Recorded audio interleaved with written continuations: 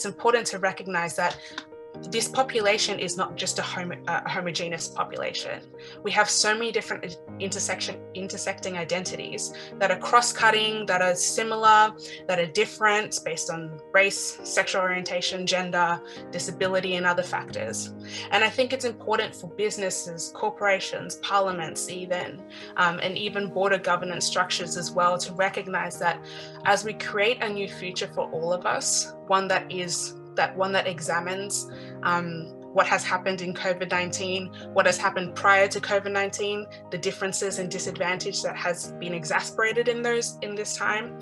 When looking at that needs to be looked at an intersectional lens, with an intersectional lens. Otherwise, we're not going to go anywhere. And I realized that a lot of the struggles that I've experienced where things have not been that, where services or businesses or organizations haven't really catered to my different identities, I've realized not only do I fall further into the cracks of disadvantage and I fall further into the cracks of the system, but I also noticed that I start to experience I start to see a lot of different corrupt things around me and be in a system where I'm constantly pushed down because of corruption. As we rebuild the community, we can't let ourselves invite corruption back in. We need to actually address that with an intersectional lens as well. I realized that there's just so much nuance and so many different struggles, even within the Black Lives Matter situation that was occurring in particular in Australia. I came to realize that I related a lot to my community. My community was able to bond together, but we also realized that there's problems within our own community in being able to address other identities as well. And so just because you are part of a specific marginalized group doesn't mean that you just stop there when it comes to looking at intersectionality. You need to even go further within that community as well and examine what is happening. And within looking at intersectionality and race, in particular race and gender identity, sometimes within the people of color group, we don't even recognize we have privileges over each other. And so as we move forward into the future, we need to deal with that privilege, and we need to recognize that privilege, and we need to make sure that we are addressing that as well.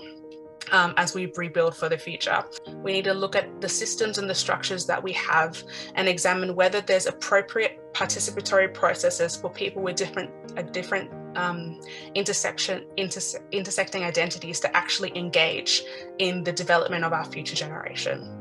Decision makers should be able to institutionalize these participatory processes as well. And I'm talking about decision makers at all levels, local, regional, national, of every single country in this world.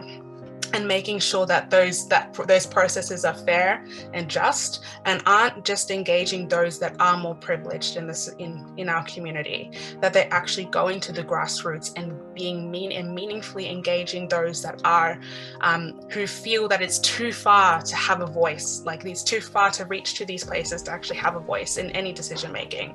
And we need to embrace all diversities in that.